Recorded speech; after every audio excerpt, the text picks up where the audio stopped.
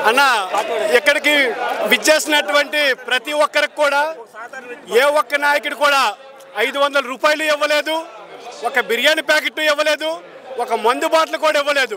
ప్రతి ఒక్కరు కూడా జగన్మోహన్ రెడ్డి గారి అభిమానంతోనే ఇక్కడికి వచ్చారు. సుమారు ఇక్కడ చూస్తే మహాసముద్రమే ఏర్పడింది భీమిలీలో. సుమారు ఒక 56 నెలల వసంతాల సంపూర్ణ పరిపాలించిన జగన్మోహన్ రెడ్డి గారు ప్రతి ఒక్కరికి కూడా ఎటువంటి అన్యాయం జరగకుండా అర్హులైన ప్రతి ఒక్కరికి కూడా స్వతహితంగా తమ తమ అకౌంట్లోనే డబ్బులు పంపించడం కూడా జరిగింది.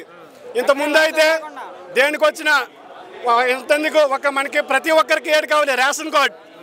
ఒక మధ్యతరగతికి రేషన్ కార్డు కావాలంటే వాళ్ళని కలవాలి, ఎంఆర్ఓ ఆఫీస్కి వెళ్ళాలి, ఆర్డీఓ ఆఫీస్కి వెళ్ళాలి. అలాంటిది ఏమి లేదు. నీకు అర్హత ఉంది, ఇంటికే వాలంటీర్ వస్తున్నారు, అన్ని రకాలుగా సేవలు అందిస్తున్నారు. ఇటువంటి ప్రభుత్వం కేవలం మన వైఎస్ జగన్మోహన్ రెడ్డి గారి నాయకత్వంలోనే జరుగుతుంది. మరి ఎవరి నాయకత్వంలో జరగడానికి కూడా ఈ సందర్భంగా తెలియజేస్తా ఉన్నా. లేదన్నా, వాలంటీర్ లంచాలు అడగడానికి లేదు. మన అధికారులు కూడా మన ఇంటికి వస్తున్నారు. ఎవరైనా లంచం ఇస్తే 1902 మండల అధికారులకు కూడా ఉత్సపోయించే అటువంటి నాయకత్వం జగన్మోహన్ రెడ్డి గారికే ఉంది. లంచం ఇచ్చారా, డైరెక్ట్ కాల్ చేయండి, 1902 ఫోన్ చేయండి, వెంటనే ఎంఆర్ఓ గారికి అధికారం వెళ్తుంది, వెంటనే మన ఇంటికి వస్తారు. మీకు కావాల్సింది కూడా అక్కడే వెంటనే కూడా ఇచ్చినటువంటి ఏకైక ప్రభుత్వం మన జగన్మోహన్ రెడ్డి గారి ప్రభుత్వం అని చెప్పేసి తెలియజేస్తా ఉన్నా. అంటే ఇప్పుడు మరి జగన్ గారి ఎమ్మెల్యేలు మారుస్తున్నారు కదా, మరి ఏమైనా ఎఫెక్ట్ ఉంటుంది అనుకో అన్న.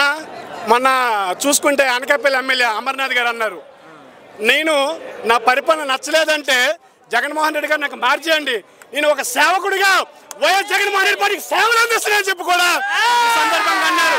ప్రతి ఒక్కరు కూడా జగన్మోహన్ రెడ్డి మన యొక్క పేదల మనిషి, ప్రతి ఒక్కరు కూడా ఆదరించే మనిషి. ఇప్పుడు భీమిలిలో జనాభా చూస్తే ప్రతి ఒక్కరు కూడా అభిమానంతో వచ్చారని కూడా ఈ సందర్భంగా నేను తెలియజేస్తా ఉన్నా.